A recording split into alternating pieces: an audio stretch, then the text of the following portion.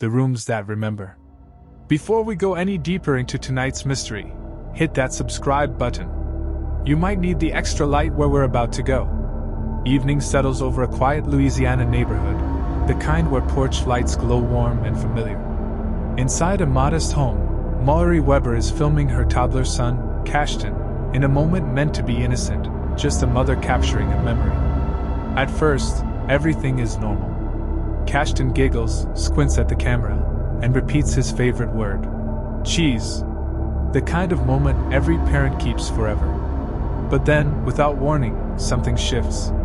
Cashton's eyes drift past his mother, past the lens, past the doorway behind her. His smile melts. His body stiffens. He raises a tiny hand and waves, not at Mallory, not at the camera, but at something, or someone, standing in the shadowed bedroom doorway. "What you doing?" Mallory laughs nervously, thinking he's playing. But the boy doesn't answer. He starts whispering. Soft. Almost like he's responding to another voice, one only he can hear. "What do you see?" she asks again, her voice tight. Cashton's lips tremble. "Bubba," he whispers. A chill runs through her. No one is home.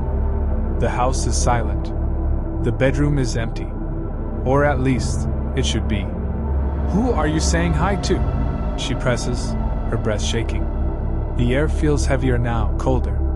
Cashton backs away, hiding behind her leg as though something invisible is watching him. "Stop that, you're freaking me out," she mutters, but her voice is barely a whisper. She turns. The bedroom is still. Shadows deepening.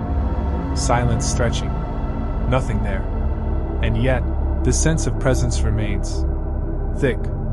Unsettling. Like someone just stepped out of view. Hours later, overwhelmed and uncertain, she uploads the video online. And within minutes, it explodes, millions of views, thousands of comments, endless debates. Some say kids see things adults can't. Others claim spirits are drawn to children. But the questions that haunt Mallory most come later, when she posts her follow-up videos. She explains that both of Cashton's great-grandfathers passed away within the same year, men the boy met, but barely remembered. They were called Papa, the southern name they loved. She insists neither ever lived in the house, that nothing strange has happened before, that this moment was different, wrong, and something deep inside her knew it. But the most unsettling detail? When Cashton said Bubba, both families confirmed something terrifying. Neither side used the nickname Bubba. Not for the living, not for the dead. If a spirit had visited that night, it wasn't one she recognized. And that left only one question. If Cashton wasn't waving at a grandfather, then who, or what, was standing in that bedroom doorway? Meanwhile, hundreds of miles away, in an old house left behind by a grandmother who always warned that some antiques shouldn't be touched, a man named Jacob makes a discovery that will ripple into the same web of the unexplained.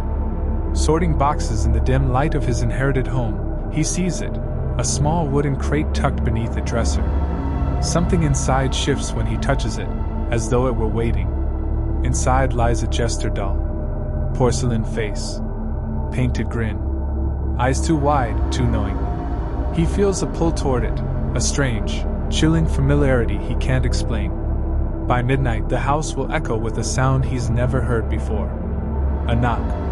From a closet that no one has opened in years. And somewhere in the dark, something answers him back. The jester that woke up. Jacob had lived alone before, but never like this, never in a house where silence carried memory. His grandmother's old home creaked as though it exhaled at night, settling, shifting, whispering. But tonight something new disrupts the quiet. A soft knock inside the closet. He freezes. The sound is delicate, deliberate, like fingertips tapping wood. He opens the closet door slowly. Nothing. But the air feels disturbed, as if someone had just been standing there. His eyes drift to the jester doll on the bureau, sitting perfectly upright, porcelain face gleaming in the faint lamplight. Too still. Too aware. He forces a laugh at himself, chalking it up to nerves, and posts a short video online. It's meant to be amusing. But the comments don't take it lightly. Viewers claim they saw something shift behind him, something hunched in the dark by the wall. He tries to ignore them, until the knocking returns the next night. Louder. Knock. Knock. Knock. His pulse quickens. He grabs his phone, films the hallway, the closet, the doll, everything. Still nothing. But the knocking doesn't stop. It begins happening at exactly 3:12 a.m. every night, a time he never forgets, because it's the same hour his grandmother passed away. He starts losing sleep, starts pacing, starts talking to the house just to hear his own voice. Then, after almost 2 weeks, it gets worse. A crash wakes him, loud, sharp. The jester doll is lying on the bedroom floor, but the bureau it once sat on hasn't moved at all. It would have had to fall forward, then curve left, then land perfectly upright on the carpet. Not possible. Something is placing it there. He doesn't post again for months, disappearing online without explanation. The comments turn into theories. The doll is haunted, the house is cursed, he's possessed, he fled, something got him. The truth is simpler and scarier. Jacob moved the doll to its own room. He shut the door, locked it, stopped walking past it at night. For a while, the house grew calm. Until one night, a noise yanks him out of sleep. A sound that doesn't belong in an empty house. Footsteps. Slow. Heavy. Climbing the stairs. One at a time. Jacob sits upright, heart pounding. He reaches for his phone and starts filming as he approaches the door. The footsteps stop behind him. The knob to the doll's room rattles. A long creak follows as the door opens by itself. The doll is sitting on a small wooden chair. Its head, he swears, is angled differently than before. Its painted grin, in the dim light, feels wider. Something cold brushes his ankle. He jumps back, rushing downstairs, breath shattering in his chest. The next morning, he drags the doll into the basement and sets up a security camera to prove to himself he's not losing his mind. What the camera captures shakes him deeper.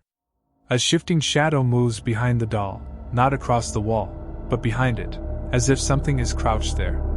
Its porcelain eyes seem to adjust. Viewers later swear they see one blink, as if the doll is waking up. Jacob watches all this footage alone in the dark, jaw locked, breath shallow. He rewinds the clip again and again. The shadow, the eye movement, the sudden flicker of the basement light, the long crack across the bulb. The moment the camera falls sideways, it feels like something in the house is trying to come closer, trying to be seen, trying to be known. And the jester is only the beginning. Hundreds of miles away, two urban explorers prepare to enter an abandoned factory, unaware that whatever haunts Jacob's home may not be confined to a single place. Some places echo with footsteps. Others respond. The places that watch back. The abandoned factory stands like a wounded giant at the edge of town.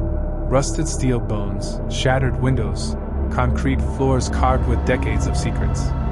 Urban explorers John and his friends step inside with flashlights and bravado, expecting dust and graffiti. Instead, the building greets them with a sound. Bang. The echo rolls across the empty space like a warning. John freezes. "You hear that?" Another slam answers from above. Their lights sweep across collapsed beams, heavy machinery, holes in the floor where darkness pools like ink. Something, or someone, is moving with purpose, circling them. Not hunting. Watching. "Let's keep going," John whispers, though his voice betrays him. They press deeper into the maze of broken hallways until a sudden clatter explodes from behind a pillar. Their cameras whip toward it, and in that split-second frame, they capture a shape. A figure. Black. Motionless. Human-sized. Standing in the shadows like it's been waiting. But when they rush closer, hearts hammering, the corner is empty. Nothing. Not even footprints in the dust. The factory feels alive now, breathing around them, tightening its grip. "Dude, something's following us," John says. Moments later, an object flies from the darkness, skidding across the floor between them. Their flashlights shake. Their breaths grow short. But the factory isn't done. A shadow glides from behind a collapsed elevator shaft, walking toward them with impossible smoothness. Not stumbling. Not floating. Just moving. John doesn't wait. He grabs his friend and runs, tripping through water, knocking over rusted pipes, sprinting toward the faint glow of daylight at the exit. Behind them. Thud. Thud. Thud. Footsteps. Fast. Closing in. They burst outside gasping, but when they turn back, the factory doorway is empty. Silent. As if the building swallowed the figure whole. They upload their footage that same night. It goes viral instantly. Millions watch, rewind, zoom in, argue. Some claim the figure is an intruder, a squatter, a stalker. Others insist it's connected to the doll, and to something darker. And then, far away in a small apartment, another story unfolds. A woman living alone sets up an auto-tracking camera to watch her cats while she's out. She expects funny clips, harmless recordings. Instead, she captures doors shifting by themselves, objects falling without being touched, sudden bangs in rooms she isn't standing in. Even when she's home, something is in motion, but never in sight. Her cats begin staring into corners, jumping at nothing, backing away from empty hallways. She tells herself it's the wind, the pipes, old hinges, normal things. But the footage says otherwise. Late one evening, as she relaxes on the couch, the bedroom door behind her slowly begins to open. No draft. No airflow. Her building is sealed tight. The door keeps moving until it reveals a dark strip of hallway, as if someone silent is waiting for her to turn around. Her cat bolts through the doorway like it's fleeing a predator. She starts to believe what she feared. She is not alone in the apartment. And she isn't the only one haunted by the unseen. In another home, a mother named Anna films her daughter, Evelyn, talking to someone Anna can't see. Evelyn responds to a male voice faintly captured on audio, a voice whispering a single word. Uncle. Anna's brother died months earlier, a loss that still grips her heart. She wants to believe it's him, a warm presence checking in. But the voice? It doesn't sound like the man she remembers. Too rough. Too low. Too close to the microphone. Evelyn keeps smiling at the empty air, repeating, Uncle, as if reassured by whatever stands with her. Anna's hands shake as she reviews the footage, frame by frame, wondering if grief is warping her mind, or if something else has found a way into her home. Across Louisiana, across abandoned factories, across small apartments and grieving families, the same pattern emerges. Children see them. Cameras sense them. Shadows follow them. Doors open for them. Different faces. Different places. But always the same presence. The kind that doesn't live in a house, but moves through every one of them. Some spirits stay in one room. Others learn how to walk. And once they know the way in, they never leave.